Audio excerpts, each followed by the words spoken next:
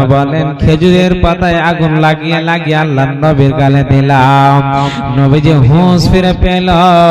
এমন সময় আল্লাহর নবী বলছেন সাহাবীরা লাশগুলোকে জমা করে দাও, লাশগুলোকে জমা করে দাও। লাশগুলোকে জমা করতে করতে 3-4 জন সাহাবীর লাশ খোঁজা পাওয়া যায় না। আমির হামজার লাশ পাওয়া যায় না, হানজালার লাশ পাওয়া যায় না। এমন সময় হানজালার বিবি দৌড়াতে দৌড়াতে বললেন ইয়া হাবিবাল্লাহ, ইয়া রাসূলুল্লাহ, দয়ার নবী গো, আমার স্বামীর নাম হলো হানজালা। আজকে আমাকে নতুন বিয়ে করেছে, আমাকে মোহর দিয়েছে। রাত্রে আমার পাশে শুয়েছিল, বাসর রাতে ঘরে নতুন ঘরে শুয়েছিলাম। শুয়ে থাকা অবস্থায় আমরা কত আনন্দতে কথা বলছিলাম। মিলন হওয়ার পর খবর আসলো রবি মারা গেছে। দয়ার নবী গো, সত্য কথাতে কোনো লজ্জা নাই।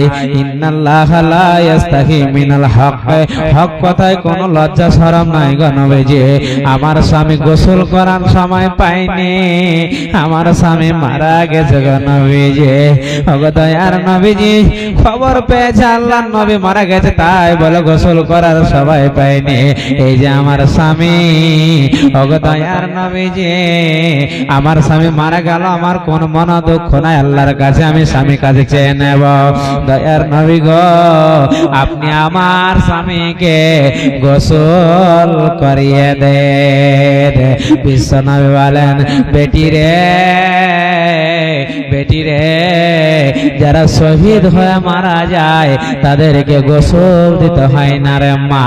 আমি দেখলাম হানজালা লাশটা ছেড়ে ধরে আছে, 4 জন আল্লাহর ফেরেশতা আর একজন ফেরেশতা হানজালাকে গোসল দিচ্ছে। একবার পড়েন সুবহানাল্লাহ। এতটাই তারা আল্লাহর উপর ঈমান রাখতেন। মা আমার বোনেরা বেটিরা, এখন 2-4 মিনিট আপনাদের কাছে টাকা পয়সা চাইছি না, শুনেন। এখন যদি কোনো আব্বাজানকে বলি 10,000 টাকা ঈদগাহে লাগবে, কিন্তু মনটা ভারী হয়ে যাবে। কেন জানেন? ওই যে টাকার ময়া, ভালো করে বুঝেন। এই যে ময়া মহব্বত। মা বোনদেরকে বলি মা 2,000, 1,000, 5,000 লাগবে, কানের পায়াল পোলা আজকে ঈদগাহাতে লাগবে, দিতে পারবে না।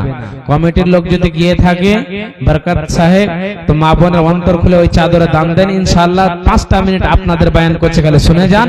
এর মধ্যে কি কথা বলছি শুনেন। যা হোক, কমিটির লোক চাদর নিয়ে গেছে।